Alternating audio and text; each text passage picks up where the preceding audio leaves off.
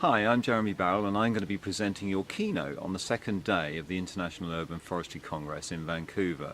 Now, as you probably guessed, I'm British and I spend my time working as a tree consultant in the legal and the planning sectors.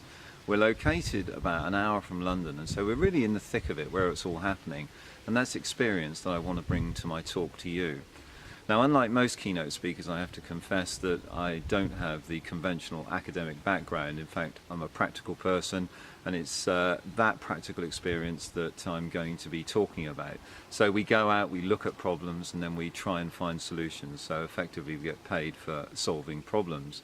Now, in my keynote, I want to talk about what I believe is one of the biggest challenges facing urban arboriculture, urban forestry arboriculture in the next decade. Anecdotally, we've noticed over the last 5 to 10 years that urban canopy cover has been declining, and it was really interesting to read the recent research by David Nowak from the US, which confirmed that's also the situation in many US cities. So we know it's getting worse, it's not getting better, and it really is something that we need to do something about.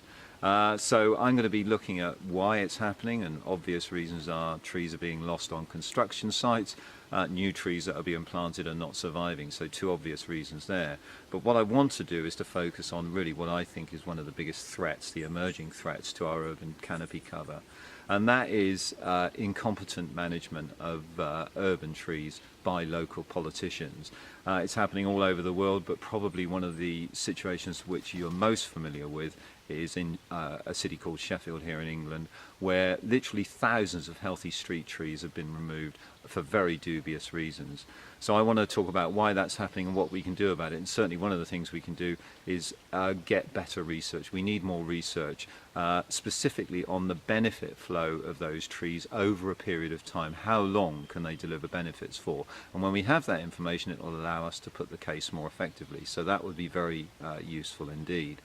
But what I want to do is I want to finish on one big idea. If you said to me, Jeremy, you've been working for 40 years in arboriculture, what's the one thing that you think will make a difference? Well, I have an answer to that, and I'm going to share it with you at the end of my talk, but I'm not going to tell you now what it is. Now, of course, you're all going to have your own ideas of what that could be, but if you want to find out what mine is, then you're going to have to sign up and come to my talk.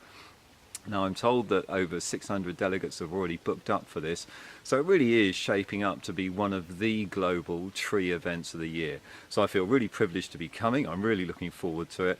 I hope that you can make it too, and I look forward to seeing you all there. It's going to be a great conference.